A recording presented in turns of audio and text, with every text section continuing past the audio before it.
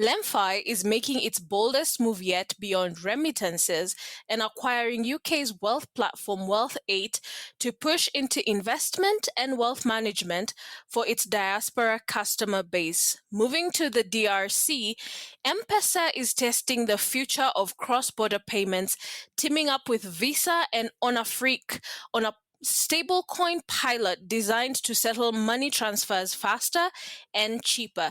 And good news for Nigeria, the way Africans access electricity is quietly changing as battery rental startup that took off in South Africa's township is now spreading into Nigeria. Proof that people are willing to pay daily rather than simply own a generator. And welcoming Tunisia to the podcast, agri-tech startup RoboCare has secured a six-figure funding to expand its AI-powered platform for farmers across new African and Middle Eastern markets. These and more stories on tech and innovations in Africa. This is the Tech Tide Africa podcast. Welcome. My name is Karen. Kelvin, how are you today? Cold this morning because it was raining all night and it's still raining this morning here in Nigeria. But I'm up for the podcast.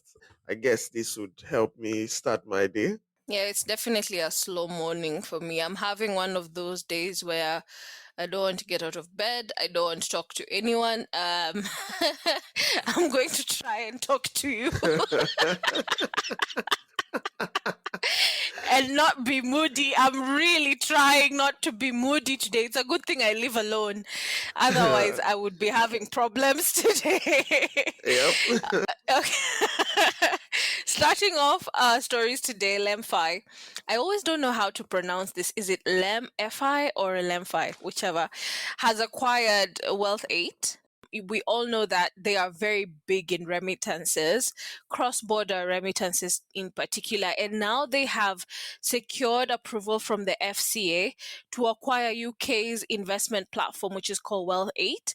They are adding wealth management to their stack of products. We've seen them be in remittances, credit. In 2025, I believe we spoke about them quite a bit on the podcast. They went into partnership with ClearBank. They have a ClearBank powered savings account. And now we're seeing them go into wealth management. And this has been a trend. We always talk about trends here. It's been a trend in the finance, in the fintech space, where we're seeing more and more stacking up of products and features by startups in this space. And this is another one that we have seen, especially in the last 3 months. We've had a lot of fintech startups adding on to the products that they own. And most of the time, they're not building them from scratch. They are purchasing or partnering with platforms that already exist. Yeah, there are a lot of acquisitions at the moment when it comes to the fintech space, a lot of consolidation. But this one is quite interesting because I think I would just use LemFi.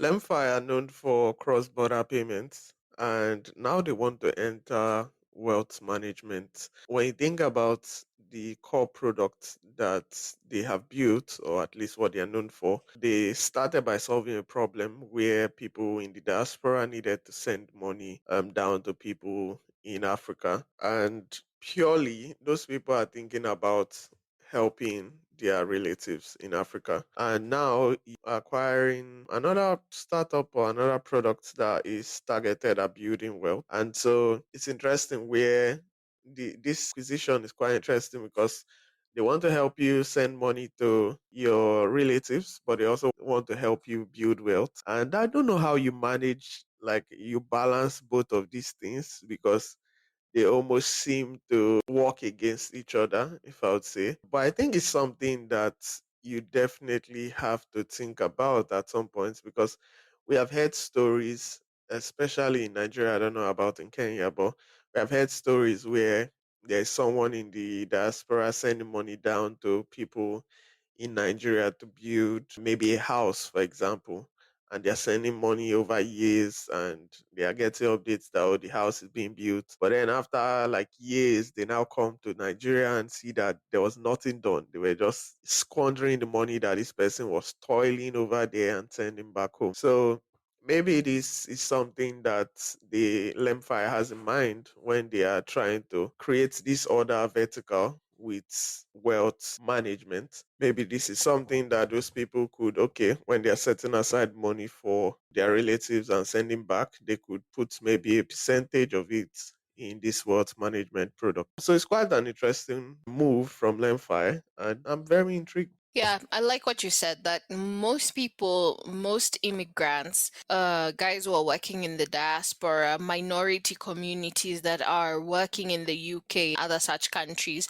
their mindset and their priorities most of the time don't have investment at the top of it. When they think of investments, most of them think of building something back home. I have a friend who works as a nurse in the UK and her husband is still in Kenya. So she was sending money, as you said, for them to build rentals. And so she thinks in her mind, okay, I've sent money, we've built rentals, I don't have to work anymore. I can go back home. I've worked here for several years, many years. I want to go back home now. So she comes to Kenya and discovers the miracles that have been built by her No husband. way. Is a complete joke. And she Wow. has to go back, Wow. right? She has to go back and work some more because he just built very weird single room things that just don't make any sense. And she was sending money in the millions. So she had to go back to the UK to work for a few more years. I think those are some of the disappointments that diaspora people do face. And I also think that perhaps as when you're going into a new country, it's very hard for you to understand how to even start investing, have trust. Because most of us, when we go to other countries, we have the mindset of, I want to go back home eventually. So this might be a really interesting way of approaching such people. LemFi has 2 million plus in terms of the customer base that they have, 2 million plus people. And so Wealth 8's pitch is that you can invest as little as £8, which is, I think, a really easy entry. And I do want to see how that goes because, as you've said, that as we've said, that's not something that guys in the diaspora are thinking about. But perhaps having already used LemFi for a long time and built trust with the company, they will also be able to trust the investment that they are bringing in, especially because they're all already saving with the company. It's very easy to go from saving to investment. So let's see how that goes. But I think it's a very interesting move. Feel for your friend and other people in the diaspora that have been, I don't know what to use beside the word scammed, but yeah, maybe this is a move in that direction. Maybe moving over to M-Pesa. I feel like it's been a while we talked about M-Pesa, even though it always feels like we're talking about M-Pesa. M-Pesa is in the news again. This time they're partnering with Visa and Onafriq to launch a stablecoin pilot in DRC Congo. And the goal is to have this pilot in DRC and see how we can help to facilitate cross-border solutions. And I mean, just like LemFi in the previous story, there's a lot of focus on cross-border payments at the moment. A lot of people are tackling the problem.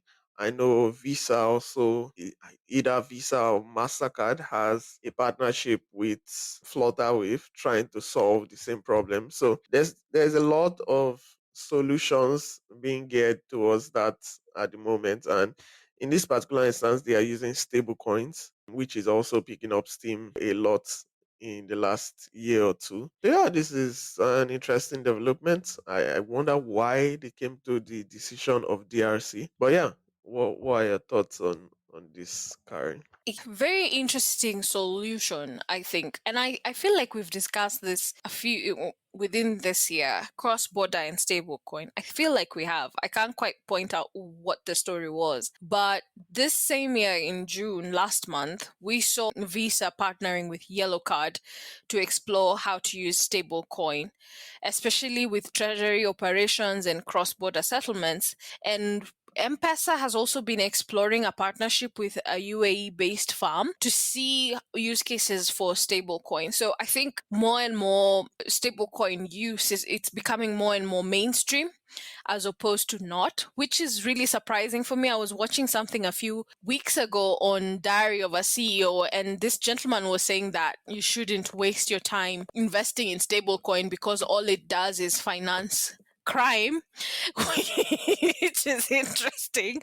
Um, and that also does raise a question for me with this regard in terms of how do we make sure, if this is how we're doing it, how do we take care of anti-money laundering and all of that? But I do think that it's simply going to be a vehicle. So you will send money as usual from DRC, and whoever receives it on this end will also receive it as usual in their bank account or on their M-Pesa wallet. This is an assumption that I have. And then the vehicle that drives from DRC to Kenya or wherever else it is that you are is now the stable coin. That's what I think. I want to hear what you think. But if that is the case, then there's a lot of advantage because you're not asking people to adopt this new way of this mental model, especially because we've seen trust with Africans takes time. There's no consumer facing crypto that I need to purchase and get into that space. I'm simply sending money as I always do. And then crypto is a vehicle that drives it behind the scenes. If that is the case, it's very interesting. The question to me would be, are there any risks when it comes to the exchange? Those will probably be borne by M-Pesa, Visa, and Onafriq. But I think it will help us fix some of the issues that we have with cross-border settlement in that they're very slow, they're very expensive, they're very unreliable. There are just too many third parties that are involved with just one transaction. So I do think that this is a solution, and I am of the opinion that if as a consumer I'm not expected to get into the whole blockchain, stablecoin, all that stuff, and instead it is M-Pesa that is carrying the risk together with its partners. Very interesting way of doing business. Yeah, stablecoins are very interesting because for a lot of these platforms, there is, in the US at least, there is a policy that for every dollar, because the stable coin they are using in this case is USDC, which is the dollar equivalent. So for every dollar of USDC, you have to have $1 in actual US dollars backing it up somewhere in the US, or you can also use short-term treasuries to back it up. So there is that policy that makes sure that for every stable coin, there is an actual dollar behind it. So that does give some, and I believe that's why a lot of these players that are entering the crypto market are specifically looking at stable coins because there is some fiat backing behind them. But for DRC, what does this mean for DRC? A lot of countries are trying to keep their money in circulation, trying to restore faith in their currencies. So what does this mean when you have like stable coins backing that? Of course, that is the US dollars. That puts more reliance on the US dollars. So I wonder what it does to the local economy. But yeah, there are benefits to the situation. There are also some other external factors you look at that maybe are not so favorable. But I guess it comes down to what's more important: the ease of sending money via stablecoins, which makes them faster, cheaper, or you're looking at broader economical implications when it comes to the local currency. These are things that only time will tell. That's a very interesting perspective. What does it do to the local economy? Moving back to no, moving on to Nigeria. I made a joke last week about power, and Kelvin supported me in that they had not had power a few minutes earlier. So we have some good news for Nigeria and Nigerians. I really do love you. Please don't come for me. But Be Powered, which has built a solar battery rental business in South Africa for load shedding periods. We know that South Africa has had quite a few issues with load shedding and reliable electricity. The company has now expanded into to Lagos in partnership with mobile branded fuel stations, and it has hit 60% of a 6-month rental target within 7 weeks. That is impressive. They are able to give batteries that deliver up to 12 hours of power and cost about 3,000 naira, while the same equivalent would be 10,000 naira for a day of generator fuel. So you're able to cut your expenses by at least 70% per day. And you don't need to own any equipment. You don't need to think about debt for purchase. You don't need to think about maintenance. You simply rent. And now we're seeing perhaps a new trend. I don't know if you've seen it anywhere. I haven't. This is the first time where power is a service. So power as a service is becoming a thing now in Africa and probably in other parts of the world as well. Yeah, I don't think I've seen this model anywhere else previously, which is why I find this story very fascinating. And it's definitely a story I want to keep an eye on because this puts them squarely in opposition of the fossil fuel system. And in Nigeria, that's like one of those systems that you don't really want to go against. Interesting things happen when you go against that system, and I'll just leave it at that.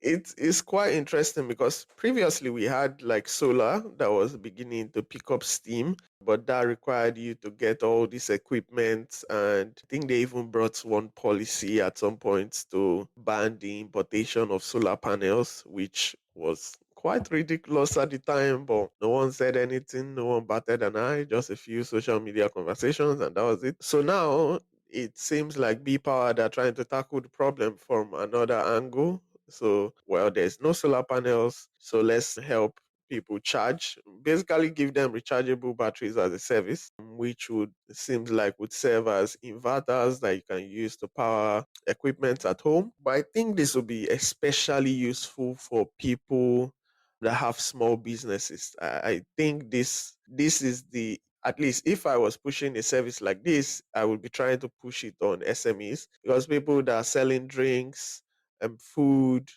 that would need refrigeration and stuff like that. I think it reduces their cost drastically. So I'm definitely fascinated by this story and I want to see how it plays out, especially if they start to scale seriously, they start to become competition enough that the fuel industry starts to take a look. Yeah, I definitely want to see I want to see how this plays out. Me, I like drama, so Kelvin. Now I'm starting to see the Nigerian in you. You're a peaceful man. Oh my goodness. Ah. Yeah, I definitely want to see how this plays out. So give it a couple of months and we'll see. Yeah, it's really sad that we live in countries where, and I think also just a world where governments and oligarchs and monopolies will play dirty to throw you out of an economy if they feel like you're becoming a threat. It's funny because we do have something similar in Kenya. My brother was telling me about. I can't remember the name of the company. I'll try and look for it and hopefully next time I'll remember.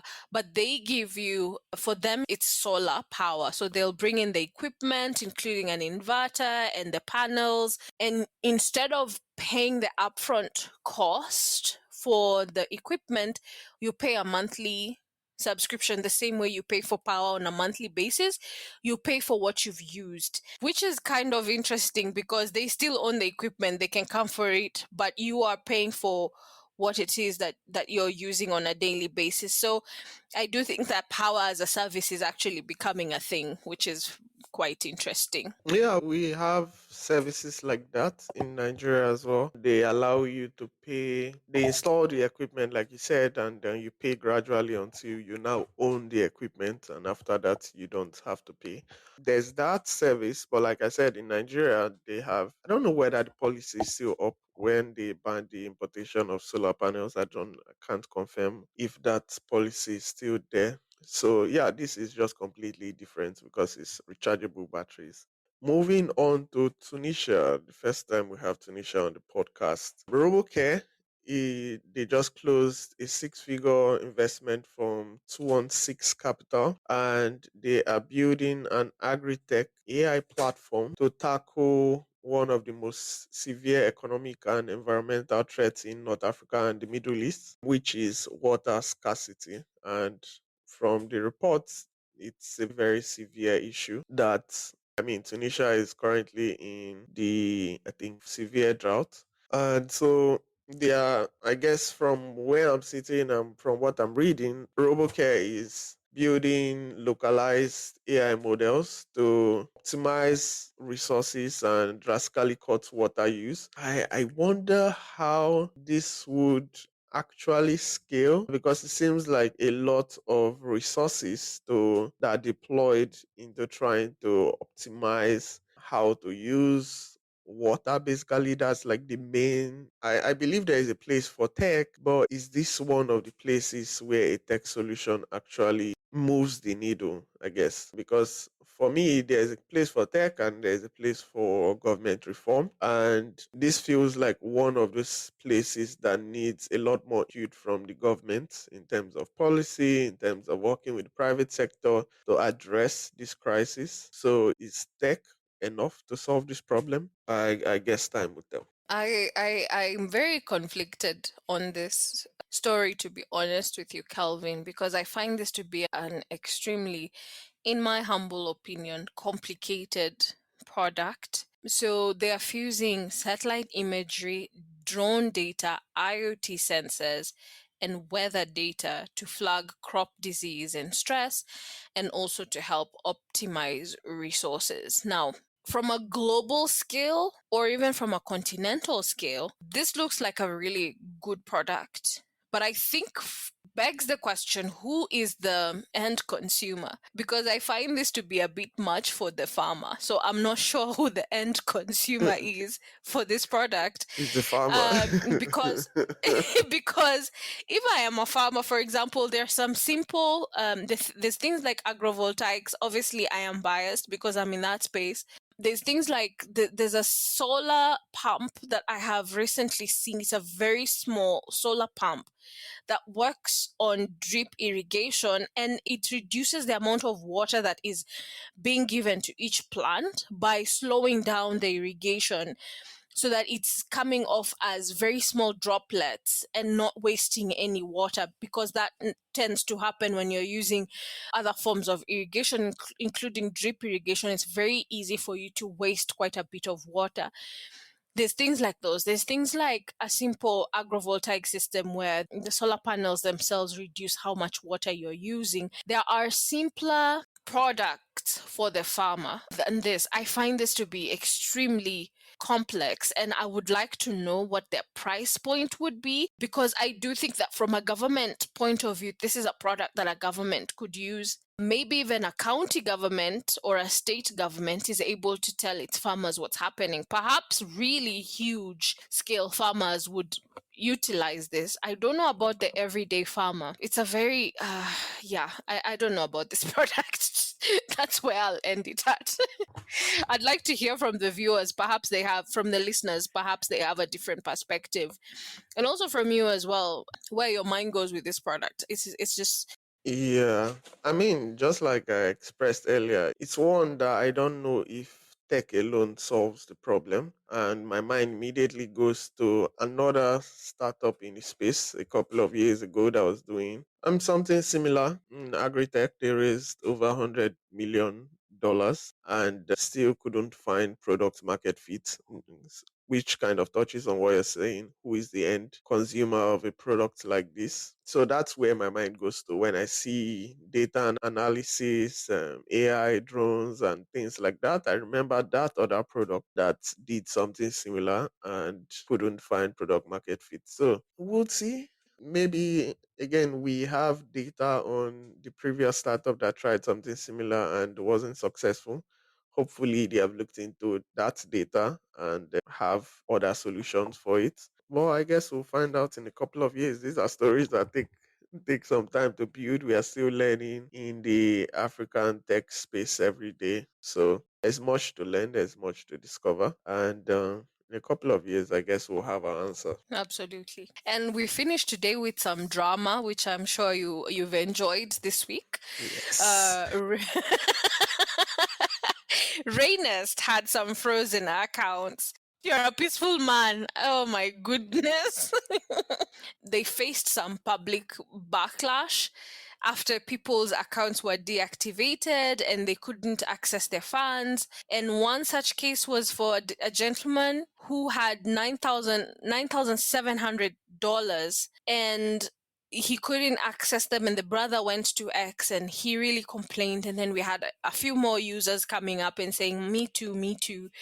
And it went to the point where the CEO, Mr. Alade, had to come back and respond. And he said that the restrictions came from routine compliance reviews and there were no other errors that happened. But he also did say that his customer service team was facing too many customer responses and queries and issues, and that had made them quite slow. Apparently, for now, all the accounts, apparently as of today, all the accounts have been opened and the clients have access to their money, other than $140 that one person said they haven't received yet. How was that drama for you? And what do you think is actually going on? Like I said, I like drama. But I think the part of drama that I do like is not just drama for drama's sake. It's some drama to see how parties respond, because it's easy for everything to be kumbaya when everything is going well. But when there is some drama, when there's some conflict, then you start to see like the true person come out, how they respond in that moment. That's when you know, okay, this person is like this or this person is like that. And that's one part of this story that I take. I mean, it would have been good if they handled the matter before it broke out the way it broke out, before it went viral. But once it did go viral, they addressed it, and within a few hours, the problem was solved. The other thing to touch on the story is that from the original complaint, they said they were giving like an automated, like that Rainest was giving an automated response. And that's one thing that can be annoying when you're like interacting with some brands. You're telling them about an issue you're having. I mean, almost $10,000 is not small money, regardless of wherever you are in the world. $10,000 is not chicken change. So when you're holding somebody's money like that and you're giving the person an automated response, they keep on asking. At that point, they want to hear an actual human talk to them. So when you keep giving an automated response, I think there's a place for that, but there's a place where this human empathy is quite necessary. So it took them a long time to do that until they now took it to social media, and then now you're now responding. So I feel like there was a missed opportunity there to address the issue before it went viral. But once it went viral, they addressed it and they resolved the issue. And this is one of the moments where social media shines, because anybody can just tweet or post on one of these social platforms and it goes viral. And especially when it's a complaint like this, it goes viral. And then once it goes viral, other people come with their own stories. And you saw all of that happening with this story. Once this one went viral, other people started talking about their experiences with Nest. And then someone like me or you or any other person that is on the sidelines thinking about what platform to use as a freelancer, immediately you see a story like this, it just puts you off. You're not now going to put your money there or use the platform. And that's why I feel like there was an opportunity missed before the story went viral for them to address the issue. But to be fair to them, they addressed the issue, except $140, which hopefully they have resolved by now, because I think it happened towards the weekend last week. So yeah, that's where I stand. So it's not just drama for drama's sake. It's drama to see who people truly are, because drama tends to reveal who people truly are. That's why I like drama. Yeah, I totally agree with you. I think there was a missed opportunity. And I do think that you need to be very careful when you're operating in certain industries. Industries like finance, industries like healthcare, they're very sensitive. And you have to be very careful because stories like this can actually make or break you. This is how fintechs fall. if you asked me. I do think that Raynest has a right to run KYC checks, make sure that you're compliant, AML, there's no fishy business happening. However, I am of the opinion that if you're going to freeze my account, I should get a notification immediately. I shouldn't be the one to come to you and ask, why am I not able to access my funds? The message should come from you to let me know, hey, we are doing some checks. Your account seems to have been flagged. You will not be able to access your funds for this number of days, after which we will communicate, right? Such kind of transparency is extremely important when it comes to people's money, Yeah. because we have established that Africa is very sensitive when it comes to its funds and finances.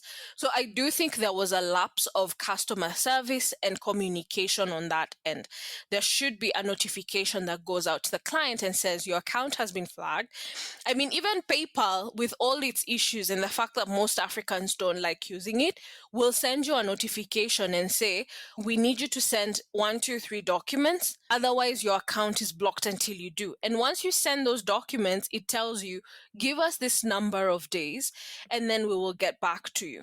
Those kinds of service level agreements and communication should be very clear when you're operating in the financial space or the healthcare space. I think those two are extremely sensitive. And if you are caught on social media with these kinds of cases multiple times, then there's a very high possibility that you're on your way out. So I do think that there was a lapse there, as you have said. And I do hope that there will be an improvement. And I think if you're a founder in the fintech space, that's something that you have to do. You absolutely have the right to do checks, because you also don't want to get into problems with regulators. However, you also have an obligation to your customer to let them know, because this is not your money, this is their money. You have to be Yeah. very careful with that.